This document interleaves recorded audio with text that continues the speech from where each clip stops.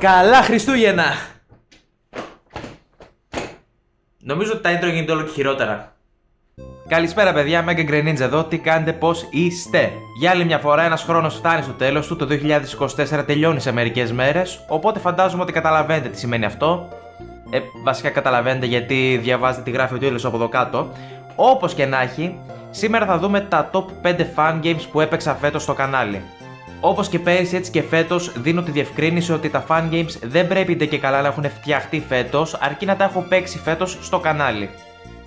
Εννοείται, link για τα παιχνίδια θα υπάρχει κάτω στην περιγραφή, όπου υπάρχουν και πάρα πολύ ωραία άλλα links, όπως το link για το Discord, το link για το Instagram και γενικότερα την περιγραφή να τη διαβάζετε γιατί κρύβει ωραία πράγματα μέσα. Νομίζω ότι είπα ό,τι ήταν να πω, πάμε να ξεκινήσουμε με το νούμερο 5.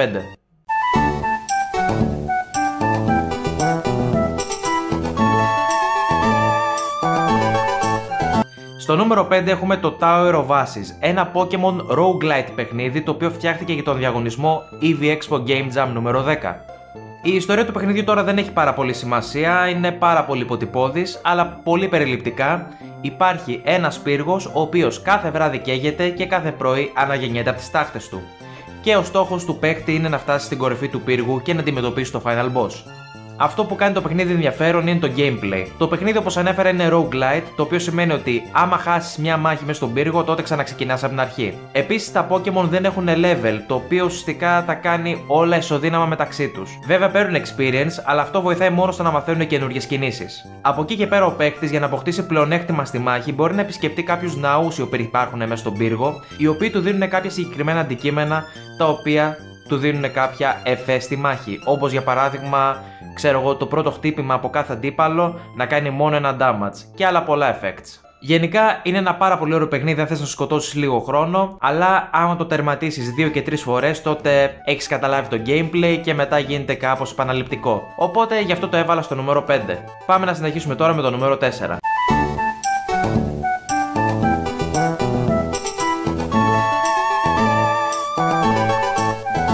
Στο νούμερο 4 έχουμε το Pokemon Infinite Fusion, ένα από τα πιο γνωστά fan games εκεί έξω και νομίζω ότι όλοι καταλαβαίνετε τι πραγματεύεται. Ουσιαστικά το gimmick του παιχνιδιού είναι ότι μπορείς να ενώσεις όλα τα Pokemon μεταξύ τους.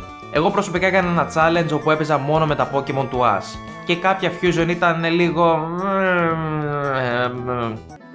Φαίνεται λες και είναι αλήθεια από το ένα μάτι. Ω Peter Griffin! Ωπω, γιατί. Εμένα μου φαίνεται ωραίο στο sprite. Το παίρνω πίσω. Αυτό ακριβώς όπως το περιέγραψα, αλλά κάποια άλλα Fusion ήταν, έχω να πω, πολύ καλά έως και εξαιρετικά. Ετοιμαστείτε παιδιά, είναι ό,τι καλύτερο θα δείτε ποτέ στη ζωή σας. Για να δούμε. Please να είναι καλό ρε φίλε, φαίνεται όντως ωραίο. Πέρα από αυτό το gimmick όμως και μερικές μικροαλλαγές στο story, το παιχνίδι είναι κατά τα άλλα ένα κλασικό Kanto playthrough. Παρ' όλα αυτά όμως πιστεύω ότι αξίζει να το παίξετε έστω και μια φορά για να δείτε τα Fusion. Συνεχίζουμε με το νούμερο 3.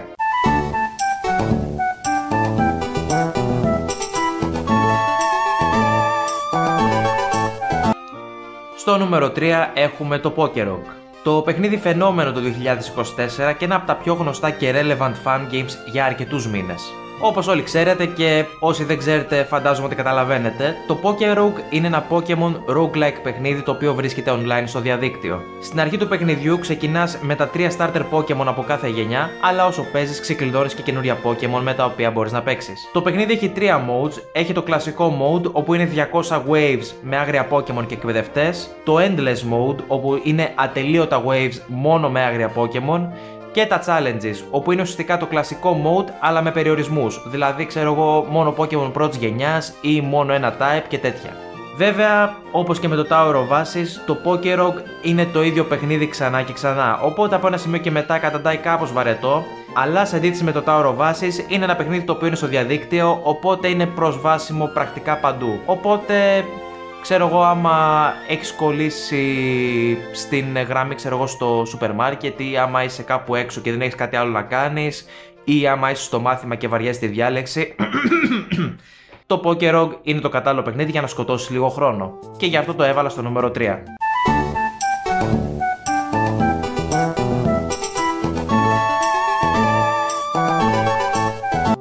Η αλήθεια είναι ότι το νούμερο 2 και το νούμερο 1 σε αυτή τη λίστα είναι πολύ interchangeable για μένα. Τη μία μέρα μπορεί να βάλω στη θέση νούμερο 2 το ένα και την άλλη μέρα μπορεί να βάλω το άλλο και αντίστροφα. Όπως και να έχει, στη θέση νούμερο 2 και την ώρα βάζω το Pokémon Berserk. Και αυτό είναι ένα fan game το οποίο βγήκε για τον διαγωνισμό EV Expo Game Jam νούμερο 10. Και παιδιά, το συγκεκριμένο παιχνίδι είναι πάρα πολύ ενδιαφέρον. Στην αρχή το παιχνίδι ξεκινά όπως ένα τυπικό Pokémon game. Παίρνεις το starter σου, ξεκινάς την περιπέτειά σου, παίρνεις το πρώτο σου έμβλημα και όλα καλά. Όμως από εκεί και πέρα τα πράγματα δεν είναι όπως φαίνονται. Γίνονται πράγματα στο story που σε κάνουν να αμφισβητείς τα πάντα. Τα περιβάλλοντα γύρω σου, τους χαρακτήρες γύρω σου, τα άτομα που εμπιστευόσουνα, τα άτομα που δεν εμπιστευόσουνα. Γενικά, δεν θέλω να κάνω ούτε ένα spoiler γιατί το story πραγματικά είναι πάρα πολύ καλό. Έχει μυστήριο, έχει ενδιαφέρον τους χαρακτήρες. Έχει και τις στιγμές που σε πιάνει λίγο απροετοίμαστο. Δεν θέλω να σποιλάρω τίποτα άλλο, πηγαίνετε και παίξτε το παιχνίδι άμα σας αρέσει το creepypasta. Και άμα σας αρέσει και επίσης η αισθητική της δεύτερης γενιάς, αυτό το παιχνίδι πραγματικά θα γίνει το αγαπημένο σας Pokémon Fan Game, σας το εγγυώμαι. Πηγαίνετε και κατεβάστε το από το link κάτω στην περιγραφή.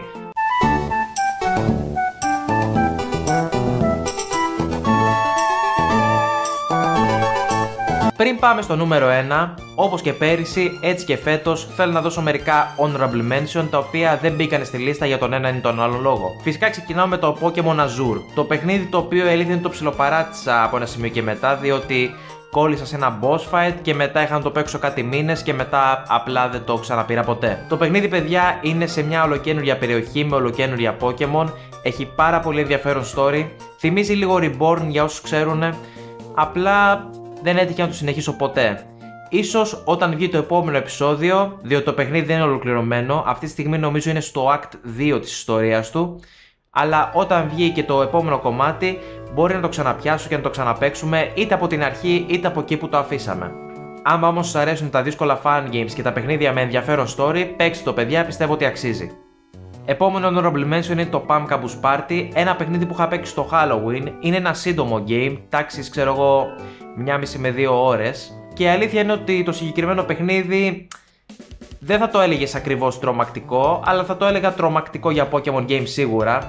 Κάποια από τα arts η αλήθεια είναι ότι είναι λίγο περίεργα και επίσης το περιβάλλον, η μουσική και το story σε κρατάνε λίγο στην άκρη της καρέκλας σου, πόσο μάλλον αν είσαι επαγγελματίας χέστησα και του λόγου μου. Και όχι, στο stream δεν είχα χεστεί πάνω μου, σκάστε. Αλλά ναι, άμα σ' αρέσει ρε παιδί μου έτσι αυτό το λίγο κάπως spooky vibe σε συνδυασμό με mystery dungeon τύπου ιστορία, θα σας πρότεινα να το παίξετε, είχε πλάκα το παιχνίδι. Και τελευταίο honorable mention, το Pokémon Close Combat, το οποίο το έπαιξα στο κανάλι σχετικά πρόσφατα σε ένα stream που έπαιξα Pokémon Pocket και απλά βαρέθηκα να παίζω Pocket, οπότε το γύρισα σε Close Combat. Το Close Combat είναι ένα Pokémon Street Fighter τύπου παιχνίδι, είναι fighting game, όπου ουσιαστικά ρε παιδί μου οι μαχητές είναι Pokémon. Και το θέμα είναι ότι είναι ένα πάρα πολύ καλοσχεδιασμένο παιχνίδι με πάρα πολύ καλό gameplay. Μπορείς να παίξεις είτε single player campaign, όπου παίρνεις ένα Pokémon και παίζεις fights μέχρι να φτάσεις στο τελικό fight, νομίζω είναι 6-7 fights ένα Pokémon, και μπορείς να παίξεις και local ή online multiplayer, αν το κάνεις να δουλέψει. Αυτά τα honorable mention είχα να δώσω, οπότε χωρίς καθυστέρηση πάμε στο νούμερο 1.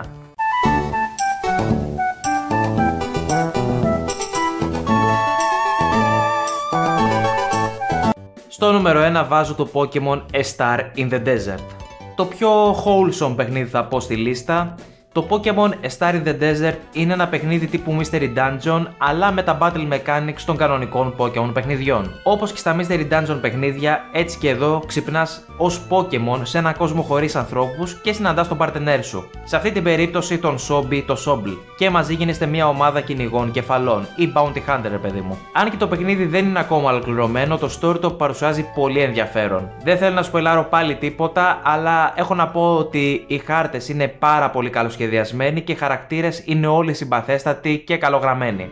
Αυτό το παιχνίδι με έκανε να νοιαστώ για ένα Ledian, παιδιά. Ledian, το πιο irrelevant Pokémon όλων των εποχών. Οπότε και εγώ περιμένω το full version. Αν είστε fan των Mystery Dungeon παιχνιδιών, τότε πιστεύω ότι θα το λατρέψετε αυτό το παιχνίδι. Το προτείνω ανεπιφύλακτα και πιστεύω ότι για εμένα άξιζε τη θέση του στο νούμερο 1. Κάπου εδώ κλείνει το σημερινό βίντεο, παιδιά. Σας ευχαριστώ πάρα πολύ που παρακολουθήσατε. Ειδικά όσοι παρακολουθήσατε μέχρι το τέλος, είστε γαμάτοι. Μην ξεχάσετε, αν μας άρεσε το βίντεο, να κάνετε ένα like, να κάνετε ένα subscribe και να τσεκάρετε την περιγραφή, να δείτε τα links για όλα τα παιχνίδια, να δείτε τα social media, να δείτε το Discord, να δείτε τα πάντα γενικά. Καλά Χριστούγεννα και καλές γιορτές. Εύχομαι το 25 να σας βρει όλους υγιείς, να σας βρει όλους χαρούμενους και να έχουμε όλοι μας μια καλή χρονιά. Αυτά από μένα, ήμουν ο Mega Green Ninja και θα τα ξαναπούμε σε κάποιο μελλοντικό βίντεο ή live stream ή κάτι τέτοιο φαντάζομαι. Τα λέμε του χρόνου!